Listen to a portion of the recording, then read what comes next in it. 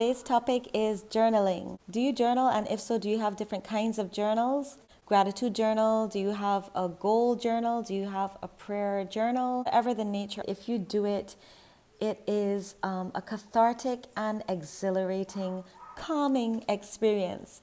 Journaling is surely an adventure, and you really discover a lot about the layers of ourselves and the layers of experiences that we've gone and grown through when you read back your writing. I've been journaling my whole life, obviously from since I learned to write and really process thoughts.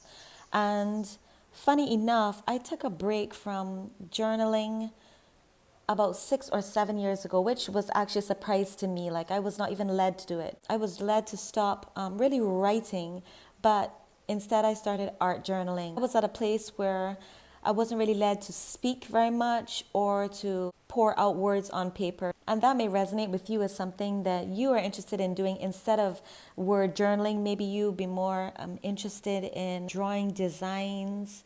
And it's still helpful because just that tactile motion of, hand and pen, paper, and quiet time is really, really calming, and it's healthy for our thoughts, healthy for the brain, healthy for the mind.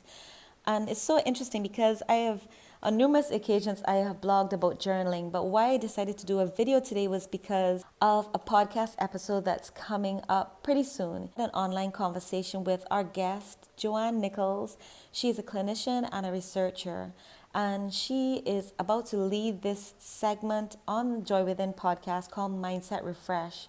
So she actually brought up journaling as a helpful technique for emotional healing and creative expression, and in terms of like nurturing healthy thoughts.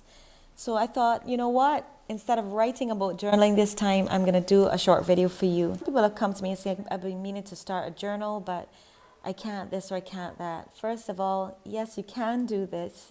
It doesn't have to be overwhelming. I don't believe that you should overwhelm yourself and therefore sabotage yourself from starting something. Maybe, as I mentioned, you could choose how you step forward into journaling. Well, first of all, get the book. Somebody recently, like most people who know me really well, know that I'm a fan of stationery. So she gifted me with this journal that was never used, and as you can tell, I first started out in my art journaling mode, which is something that might resonate with you, and then a poem. So, and you can also use journals for poetry as well, if you are poetically inclined. And then I recently gifted myself with this journal. Yeah, so I have decided, made a conscious point, especially after that podcast episode that I mentioned that's coming right up, that I'll really make a conscious effort of word journaling again. A couple of people have mentioned that they struggle with actually finding the time to write.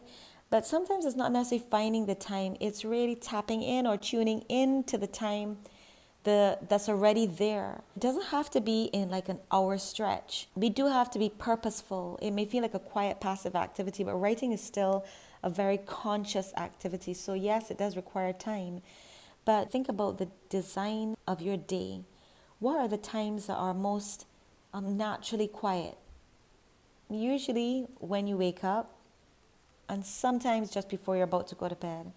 Now, there's also times that you can just step away or create a quiet space, and it can be for 10 minutes. Even if you start with 5 minutes and give yourself the gift of that quiet time. Whether journaling turns out to be a short-term goal or a long-term journey for you, I'm sure that it will be a beautiful adventure.